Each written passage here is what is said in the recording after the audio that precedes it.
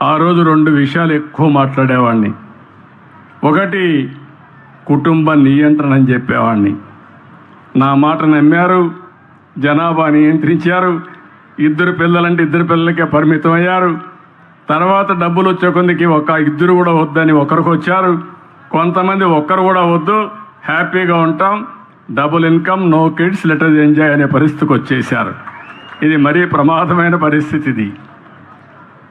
అందుకే ఇప్పుడు మళ్ళీ ప్రారంభించాను. నేనే ముఖ్యమంత్రిగా మళ్ళీ ప్రారంభించానంటే మీరు అర్థం చేసుకోవాలి. జనాభా తగ్గిపోతూ ఉంది. 2.1 ఉండాలి. అంటే ఒక కపుల్ జీవితకాలంలో 2 కంటే ఎక్కువ జన్మనివ్వాలి. అప్పుడే జనాభా కంటిన్యూ అవుతుంది. అంటే 2 వరకు చనిపోతూ ఉంటారు. కానీ ఈరోజు వచ్చింది ఆంధ్ర రాష్ట్రం 1.5, 1.6కు పడిపోయాం.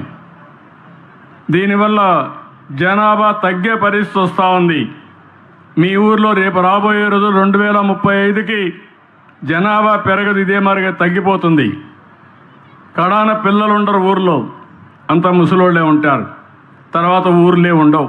అందరూ చనిపోతే ఊరే ఉంటుంది, వేరే ఊరే అయిపోతుంది.